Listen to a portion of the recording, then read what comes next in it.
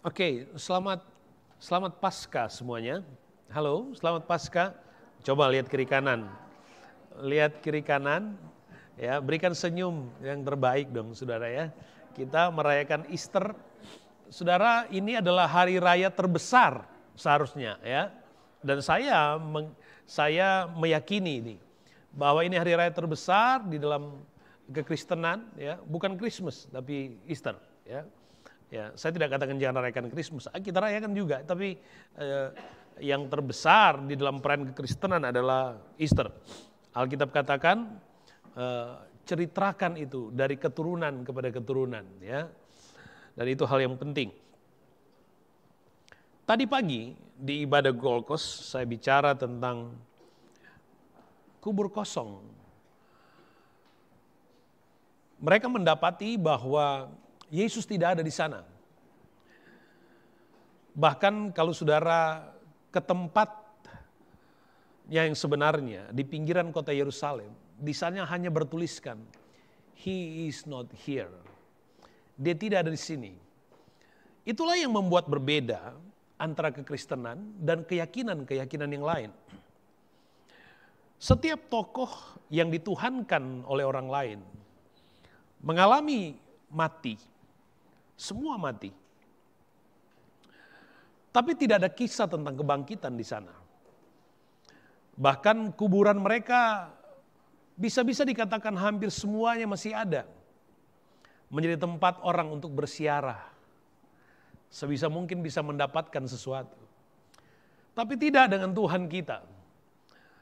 Alkitab menceritakan, sejarah membuktikan bahwa benar dia mati. Dan kubur itu ada, dia telah dikuburkan. Kurang lebih 36 jam.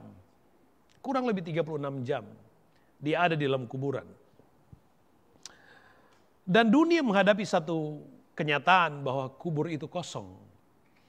Tidak ada sama sekali bekas dan sisa dari jasadnya. Karena dia telah bangkit kembali. Dia telah bangkit. Dan kubur itu adalah kubur yang kosong. Dan saya katakan tadi pagi bahwa kubur kosong bicara tentang masa lalu. Kita tidak memperingati Easter untuk bersiarah di makam atau di kubur yang kosong. Sebab itu adalah masa lalu. Yesus tidak ada lagi di sana. Yesus telah bangkit. Kita telah menerima kemenangan oleh peristiwa kebangkitan. Pengharapan kita terima, maut sudah dikalahkan. Kita menikmati kepastian hari esok. Sebab dia hidup. Aku punya hari esok. Itu esensi dari pengalaman spiritual ketika kita merayakan Paskah. Tidak boleh ada masa lalu apapun yang mengintimidasi atau mengikat kita untuk hidup bebas di dalam Tuhan. Setiap orang punya story tentang masa lalu dengan pengalaman-pengalaman yang berbeda. Ada yang menyisahkan trauma, tapi ketika kita datang kepada Tuhan, sebagai orang yang percaya kepada Tuhan, maka sesungguhnya masa lalu tidak berhak untuk merampas kehidupan kita. Sebab ketika kita percaya kepada Tuhan, maka kita benar-benar menjadi manusia baru. Manusia baru, yang lama sudah berlalu, yang baru sudah datang, Alkitab katakan. Jadi kita adalah ciptaan baru di dalam Tuhan. So, maju terus di dalam Tuhan. Jangan pernah diremehkan, jangan pernah merasa bersalah, jangan pernah dituduh dan jangan pernah menuduh orang lain hanya karena masa lalu yang buruk mungkin. Di dalam Tuhan kita benar-benar manusia baru. Siapapun Anda, dari latar belakang sosial apapun. Ketika kita ada di hadapan Tuhan, maka kita semua sama di hadapan Tuhan. Kita manusia baru, dalam ciptaan baru, di dalam Tuhan Yesus. Nikmati, enjoy kehidupan kita di dalam Tuhan sebagai manusia baru. Kira-kira itu ringkasan khotbah tadi pagi. Tuhan Yesus memberkati. Mari kita bangkit berdiri, udah selesai ibadahnya. Ya. Saudara, hari ini untuk ibadah sore, saya ingin merefresh kembali. Saya coba memberi topik kebangkitan adalah bukti dari kehormatan dan kesempurnaan salibnya. Kebangkitan adalah bukti dari kehormatan kesempurnaan salibnya. Paskah adalah sebuah peristiwa dari Jumat Agung sampai Minggu. Tidak bisa dipilah, tidak bisa dipisahkan. Kita memperingati satu kesatuan sebagai peristiwa Passover, sebagai peristiwa Paskah. Ya, yang orang mengenal dengan perayaan Easter dan seterusnya, terlepas dari perbedaan tentang istilah itu. Tapi peristiwanya real. Ya, istilah tidak boleh mengikat kita, merampas kita, menjauhkan kita dari perayaan terhadap adanya peristiwa yang real yang pernah terjadi. Jadi ketika kita merayakan Easter, maka fokus kita kepada fakta dari peristiwa yang real. Tuhan Yesus mati, dikubur dan bangkit kembali. Itu Easter buat kita. Orang lain mau bilang Easter dengan makna lain, terserah. Kalau ada Jerry yang lain di penjara, itu Jerry yang lain. Tapi Jerry depan sudah ada gembala. Berbeda, terserah bagaimana kita memandangnya. Nah, saudara yang kekasih di dalam Tuhan, kebangkitan adalah bukti dari kehormatan dan kesempurnaan salib Tuhan. Saya ingin kita akan melihat fase kehidupan rohani, dari kehidupan kita orang percaya, dari kematian sampai ke kebangkitan Yesus. Kita lihat maknanya. Yohanes pasal 3, kita awali Yohanes pasal 3 ayat yang ke-16. Karena begitu besar kasih Allah akan dunia ini, sehingga ia telah mengaruniakan anaknya yang tunggal, supaya setiap orang yang percaya kepadanya tidak binasa, melainkan beroleh hidup yang kekal. Begitu besar kasih Allah akan dunia ini. Kasih lebih besar dari alam semesta. Kasih adalah kekuatan yang paling ditakuti oleh iblis. Paling ditakuti. Kalau dia tidak bisa merampas hal-hal baik yang ada di dalam diri kita, maka yang dia akan rusak adalah hubungan satu dengan yang lain. Maka yang dia akan rusak adalah relasi kasih satu dengan yang lain. Kasih adalah kekuatan yang mengikat kita sebagai satu keluarga. Kasih adalah kekuatan yang mengikat kita sebagai keluarga Allah, sebagai gereja, sebagai orang percaya. Dan kita memiliki DNA itu dari Kristus, dari Tuhan sendiri. Dia yang memberikan kasih itu di dalam diri kita. Alkitab menyebut kasih agape, kasih yang ada di dalam diri Allah, diberikan di dalam hidup kita. Untuk kita bisa hidup di dalamnya. Dan saudara yang kekasih, bukti dari kasih Allah yang nyata, Alkitab mencatat bahwa ia datang ke dalam dunia, mengaruniakan anak tunggalnya. Dan bentuk mengaruniakan anak tunggalnya adalah dengan merelakan anak tunggalnya untuk mati, disalibkan dan bangkit kembali. Untuk apa? Dengan satu alasan, yaitu untuk menyelamatkan saya dan saudara. Bahkan kematian dan kebangkitan Yesus itu sudah terlebih dahulu dinubuatkan di dalam firman Tuhan. Hanya untuk mengembalikan kemuliaan Taman Eden yang pernah hilang akibat dosa. Maka pengorbanan Kristus di kayu salib untuk mengembalikan manusia pada suasana yang penuh kemuliaan itu. Suasana yang penuh dengan kemuliaan itu. Hanya Alkitab dibandingkan dengan kitab-kitab yang lain, kurang lebih 20-an kitab agama yang ada di dunia ini. Tapi hanya Alkitab yang mencatat tentang adanya nubuatan. Tidak ada di kitab-kitab yang lain. Satu dari 4 ayat yang ada di Alkitab mengandung makna nubuatan. Sehingga waktu kita membaca kitab Perjanjian Lama, semua kisah, semua peristiwa, ada muatan nubuatan di situ. Ada peristiwa yang selalu menunjuk kepada Yesus. Ya, kalau kita ingin mendalami lebih jauh. Jadi peristiwa kebangkitan Yesus pun sudah dinubuatkan, Alkitab sudah mencatat, bahkan 700 tahun di masa Yesaya pun itu sudah terlebih dahulu dicatat. Bahkan Yesus sendiri telah mengatakannya, bahwa Injil Lukas pasal yang ke-24 ayat yang ke-7, bahwa anak manusia harus diserahkan ke tangan orang berdosa dan disalibkan dan akan bangkit pada hari yang ketiga. Akan bangkit pada hari yang ketiga. Lukas 24 ayat 46. Katanya kepada mereka, ada tertulis demikian. Mesias harus menderita dan bangkit dari antara orang mati pada hari yang ketiga. Jadi sudah terlebih dahulu diungkapkan oleh Yesus. Makanya ketika perempuan-perempuan datang pada hari Minggu, pagi-pagi, subuh, datang ke kubur Yesus, hendak melakukan tradisi keagamaan mungkin atau tradisi budaya, membawa rempah-rempah.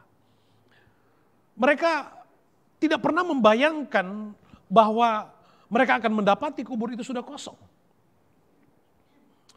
Tapi fakta bahwa benar Yesus itu sudah dibangkitkan.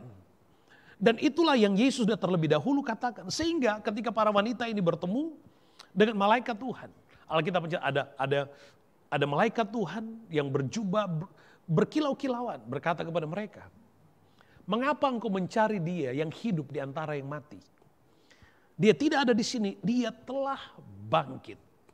Dia telah bangkit. Yesus telah bangkit. Nah, itulah peristiwa dari kematian sampai kepada kebangkitan.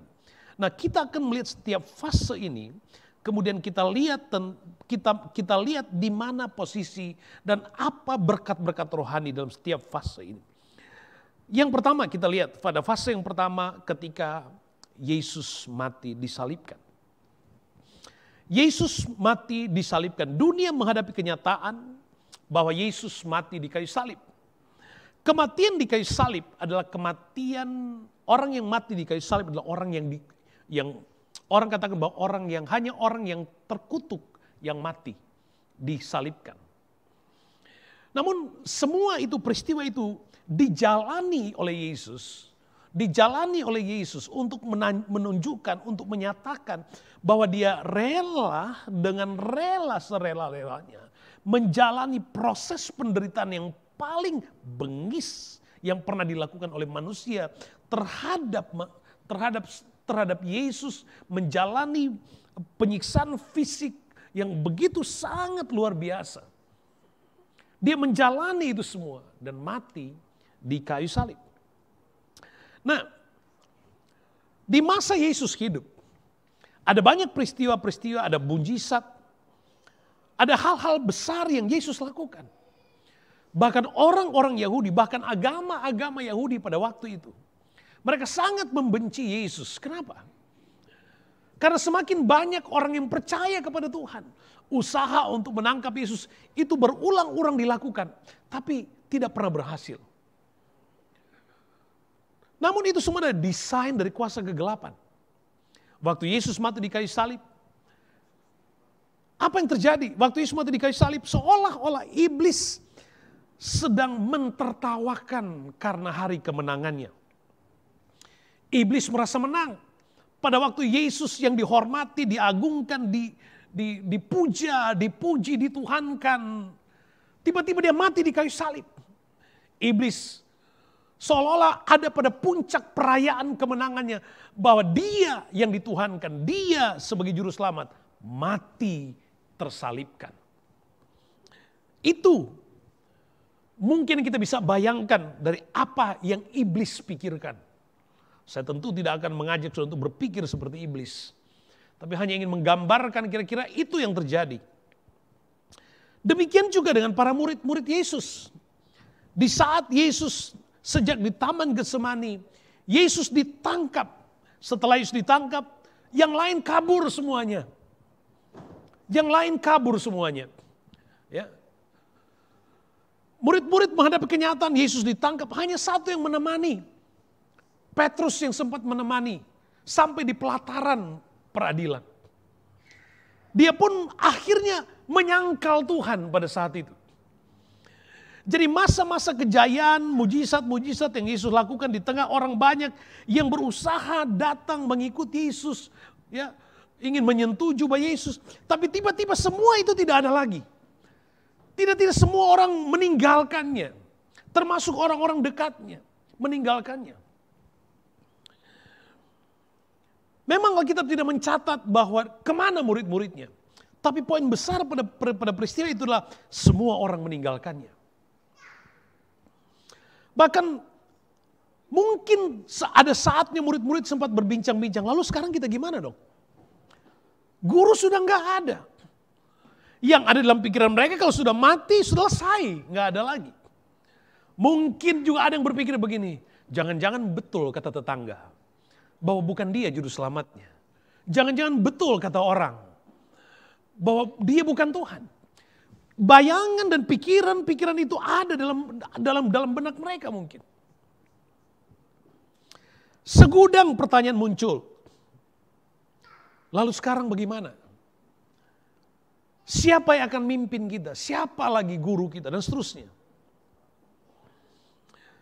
Namun pada peristiwa itu, makna buat kita gereja sebagai orang percaya, kematian Yesus di kayu salib adalah masa kemenangan ketika kita menerima penebusan. Ketika Tuhan menyatakan kasih-Nya yang besar, membuktikan kasih-Nya yang besar. Salib bagi gereja Tuhan adalah momentum terbesar dalam kelahiran baru bagi gereja Tuhan. Kita menikmati pengalaman dilahirkan baru ketika kita beriman kepada kematian Kristus. Itu menunjuk kepada matinya dosa, matinya maut. Sehingga kita yang tadinya manusia berdosa, Yesus mengambil alih itu semua dan kita menjadi manusia yang bebas. Bagi iblis, hari itu hari kemenangan. Bagi murid-murid saat itu hari yang sepi mungkin buat mereka. Mereka kehilangan. Bagi gereja hari itu adalah hari kemenangan. Ada banyak ayat yang kita bisa lihat di sana bahwa Yesus telah mengampuni dosa seluruh umat manusia. 1 Yohanes 2 ayat 2, Ia adalah pendamaian untuk segala dosa kita. Dan bukan untuk dosa kita saja, tapi juga untuk dosa seluruh dunia. Mengampuni seluruh dosa umat manusia. Ada banyak ayat lain lagi. 1 Petrus 2 ayat 24, ada Roma 6 ayat 4. Dengan demikian kita telah dikuburkan bersama-sama dengan Dia oleh baptisan dalam kematian, supaya sama seperti Kristus telah dibangkitkan dari antara orang mati oleh kemuliaan Bapa, demikian juga kita akan hidup dalam hidup yang baru. Dan seterusnya, ada pengalaman kelahiran baru. Itu makna buat kita. Ada pengalaman kelahiran baru. Yesus mati, kita ditebus, kita lahir baru sebagai manusia baru di dalam Tuhan. Nah, pengalaman atau peristiwa kematian Yesus di kayu salib tidak saja menyisahkan pengalaman yang menyedihkan buat murid-murid. Tidak saja itu. Tidak juga hanya menyisahkan pengalaman bahwa seolah-olah Yesus kalah. Tidak. Tapi kita mendapati fakta lain. Bahkan para tentara Romawi yang pada saat itu yang menyalibkan Yesus. Alkitab mencatat bahwa di Matius pasal 27 ayat 54. Pada waktu mereka melihat Yesus mati, mereka mengakui, sungguh Ia ini adalah anak Allah. Sungguh Ia ini adalah anak Allah. Saudara yang kekasih di dalam Tuhan Yesus Kristus. Kenapa saya ingin membawa ini kepada kita pada hari ini? Saya ingin supaya kita melihat kembali, mengingat kembali, merayakan kembali, memfokuskan pikiran dan iman kita bahwa keselamatan atau iman yang sempurna kita nikmati karena kita beriman, kita percaya Yesus mati di kayu salib sebagai bentuk pengorbanannya, sebagai bentuk penebusannya supaya saya dan saudara bisa mengalami atau menerima keselamatan. Itu fase yang pertama, Yesus mati di kayu salib. Hari yang pertama.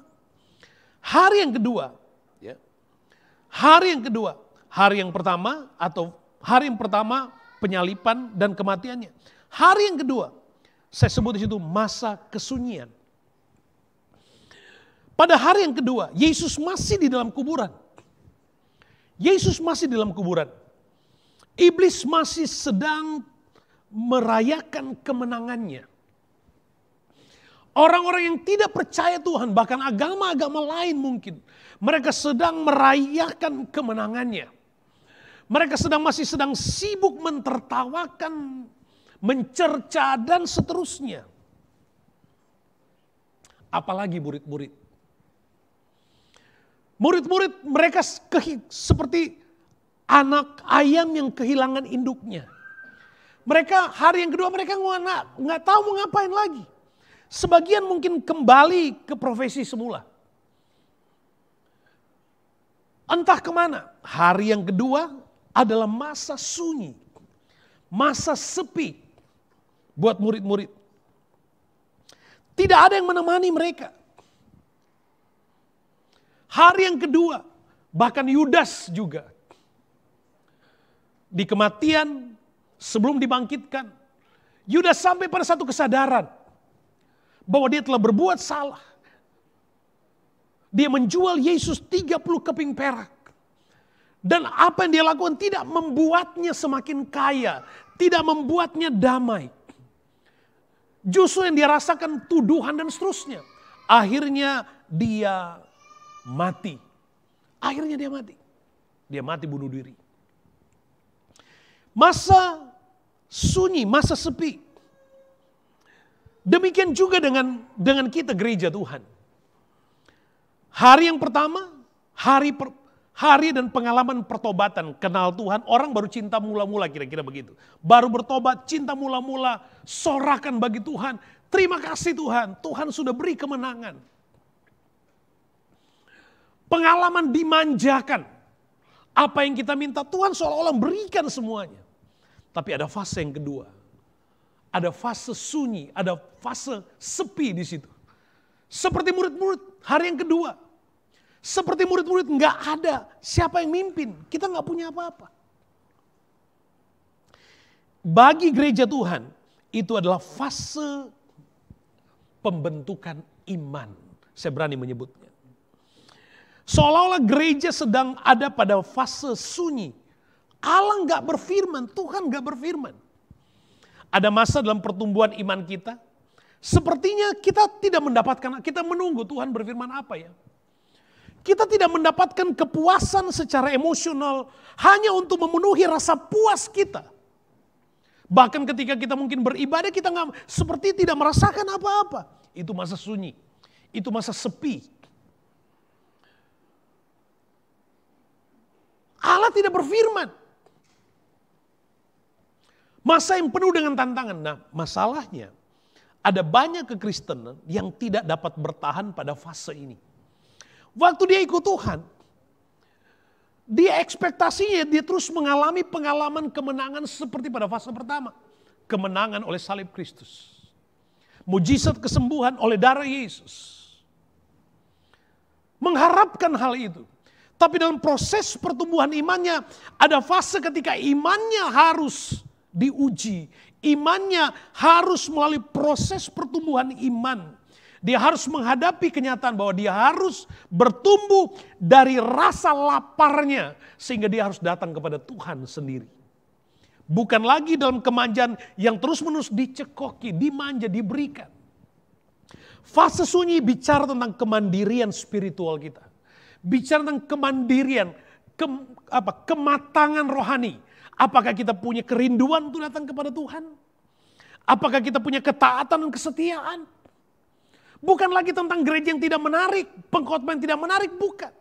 Tapi apakah kita mau datang kepada Tuhan dan benar-benar karena kita merasa kita membutuhkan Tuhan. Karena kita merasa kita butuh keselamatan. Itu fase yang kedua. Itu fase yang kedua. Masa ini masa yang paling berat. Di mana pikiran dan perasaan seperti berkata bahwa kita sudah ditinggalkan. Tuhan gak sayang lagi. Tuhan gak jawab doa saya. Itu fase ini. Bahkan pada fase ini iblis suka menipu kita. Iblis suka bilang begini, percuma kamu jadi orang Kristen. Percuma kamu ke gereja. Kamu berdoa Tuhan gak jawab doamu. Kamu ke gereja, kamu ibadah Tuhan gak berkati bisnismu. Kamu melakukan banyak hal untuk pekerjaan Tuhan. Tapi lihat keberadaanmu. Kamu seperti gak punya apa-apa. Orang meremeh kamu. Tipuan-tipuan yang iblis berusaha seperti panah yang datang dalam pikiran. Itu masa sepi, masa sunyi. Tuduhan seolah-olah berkata percuma membuang waktu ke gereja. Percuma berkorban untuk pekerjaan Tuhan. Saudara ingat orang Israel. 400 tahun, 430 tahun kurang lebih. Mereka hidup sebagai budak dari turunan kepada turunan. Mereka tidak pernah berhenti percaya. Itu masa yang berat buat mereka. Generasi demi generasi. Ada generasi yang cuma bilang sama anaknya, kita di Mesir satu waktu Tuhan akan bebaskan kita. Bilang ke anaknya. Generasi pertama mati. Generasi kedua belum mengalami kebebasan. Tapi generasi kedua masih titip kepada generasi ketiga. Satu waktu Tuhan akan bebaskan kita dari Mesir. Terus 430 tahun seolah-olah gak ada jawaban. 400-an tahun mereka teriak Tuhan. Tapi mereka tetap jadi budak. Itu masa sepi. Itu masa sunyi. Di masa-masa yang berat, apakah kita tetap percaya bahwa Tuhan akan tolong? Apakah di masa-masa sukar kita tetap percaya bahwa Tuhan akan jawab doa kita? Itu masa sepi, itu masa sukar. Itu fase yang kedua.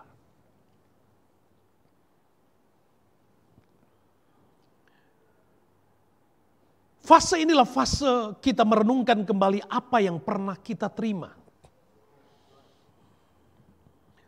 Masa ketika firman yang kita terima, kita renungkan kembali. Ada tempat-tempat di belahan dunia ini. Ada negara-negara yang tidak membebaskan orang punya Alkitab. Dengar khotbah. Sehingga mereka harus bertumbuh dari ingatan mereka tentang Tuhan. Mereka harus bertumbuh dewasa dari apa yang pernah mereka dengar tentang Tuhan. Sekalipun hanya satu kalimat. Sehingga ada tempat-tempat yang sangat terbatas, bahkan penjara-penjara. Mereka baca Alkitab, mereka harus sobek lembaran-lembaran Alkitab. Hanya untuk memenuhi rasa lapar dari orang-orang ini. Dan itu ada, itu terjadi. Seolah-olah itu masa sunyi, masa sepi. Mereka pernah mendengar Tuhan itu luar biasa, Tuhan penuh kasih. Tapi kemudian mereka hadapi mana? Aku gak ngalamin. Itu masa sunyi. Tapi sekali lagi, masa sepi, masa sunyi bicara tentang tumbuhnya kemandirian. Tumbuhnya keinginan yang lahir dari hati yang rindu. Seperti rusa yang rindu akan sungai. Ada saat-saatnya dalam perjalanan rohani Anda, rohani kita. Ada masa sepi, ada masa sunyi. Bukan Tuhan tidak baik. Tapi Tuhan mau supaya Anda tumbuh dari rasa laparmu tentang Tuhan. Dari rasa inginmu tentang Tuhan. Makanya Alkitab katakan berbahagialah orang yang lapar dan haus akan Tuhan. Karena Tuhan mau supaya kita tumbuh dari apa yang pernah kita dengar. Tumbuh dari apa yang pernah kita terima. Supaya kita bisa semakin kuat di dalam Tuhan. Alkitab mencatat Amsal 22:18, karena menyimpannya dalam hati akan menyenangkan bagimu. Bila semuanya itu tersedia pada bibirmu. Lukas 8 ayat 15, perhatikan. Lukas 8:15, yang jatuh di tanah yang baik itu ialah orang yang setelah mendengar firman itu menyimpannya dalam hati yang baik. Dan mengeluarkan buah dalam ketekunan. Simpan firman. Simpan firman. Alkitab katakan orang yang menyimpan firman di dalam hatinya, ia seperti tanah yang subur. Yang benihnya akan tumbuh subur.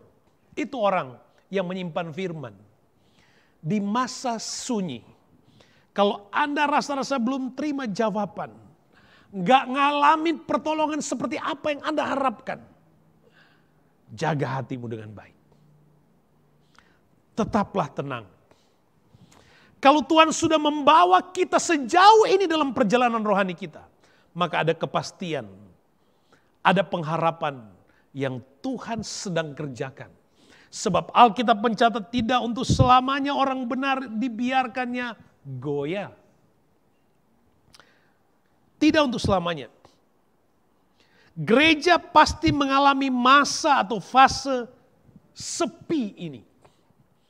Tapi inilah cara Tuhan untuk mengajar kita menjadi dewasa. Supaya nggak terus dicekokin. Bubur terus makannya. Dimanjain terus. Fase yang kedua supaya jemaat GPD Brisbane bisa semakin dewasa. Orang yang semakin dewasa, orang yang ngerti firman, yang firmannya menjadi bagian dari hidupnya. Dia tidak menjadi orang yang mudah tersinggung. Tidak menjadi orang yang mudah marah. Kenapa? Dia semakin dewasa. Karakternya semakin mendekati karakter Kristus. Semakin dewasa. Tidak mudah komplain. Hatinya terjaga. Dia dewasa. Fase yang ketiga. Fase yang ketiga. Ingat, fase yang pertama, iblis merayakan kemenangan. Fase yang kedua, iblis pun masih sedang menikmati kemenangan. Fase yang pertama, murid-murid menghadapi kenyataan Tuhan sudah mati. Fase yang kedua bagi murid-murid, mereka nggak tahu mau ngapain lagi. Sepi banget. Guru sudah nggak ada, mereka kembali ke pekerjaan. Mungkin. Gereja Tuhan, fase yang pertama, penuh dengan sorakan. Terima kasih Tuhan, Engkau sudah mati buat saya. Dosaku sudah Engkau pikul. Terima kasih Tuhan. Fase yang kedua, masa sunyi buat gereja, buat kita. Masa seolah-olah bisikan pun gak ada. Jangankan pertolongan, orang-orang pun seolah-olah gak baik sama kita. Serba misteri. Apa yang kita harapkan bertolak belakang dari apa yang kita mau. Tapi sekali lagi, itu masa sepi, masa sunyi. Fase yang kedua. Fase yang ketiga, saudara mau tahu apa yang terjadi pada fase yang ketiga? Fase yang ketiga, pada hari yang ketiga, Yesus bangkit. Dan Alkitab cerita ketika Yesus bangkit, bumi bergetar. Kuburan yang lain pun goyang.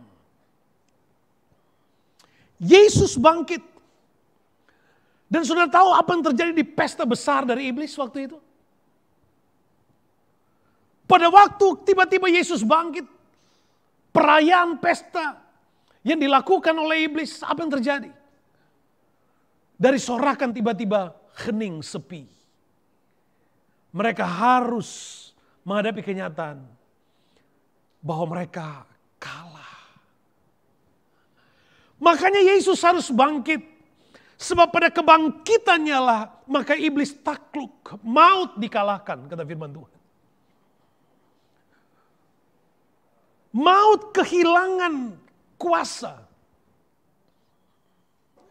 Iblis kehilangan perayaannya karena Yesus bangkit. Biasanya kematian akhir dari segalanya, tapi tidak bagi Yesus. Dia ada di situ hanya untuk membuktikan bahwa maut tidak bisa menahannya. Kasihnya harus diselesaikan. Bahwa hidup kekal harus dimiliki oleh semua manusia.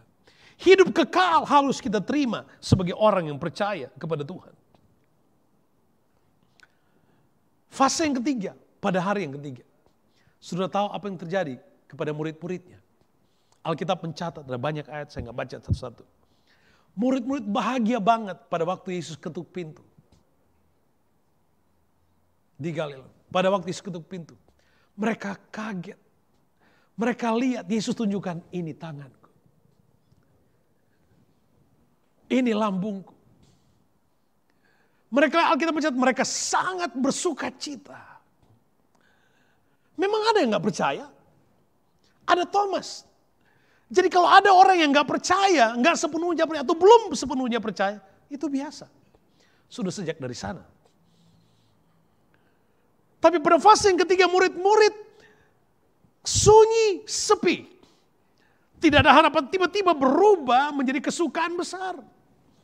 Mereka bisa lihat Yesus sudah bangkit. Perempuan-perempuan yang datang ke kubur Yesus, mereka tidak pernah membayangkan sebelumnya. Mungkin mereka juga ada sama seperti kebanyakan dari kita.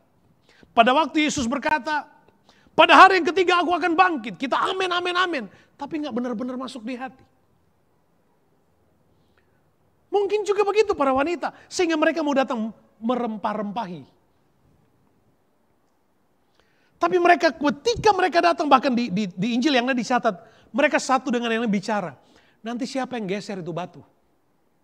Padahal kubur Yesus ada batu yang kurang lebih 2 ton beratnya. Belum lagi ada sil, ada meterai, ada tentara Romawi yang berjaga-jaga.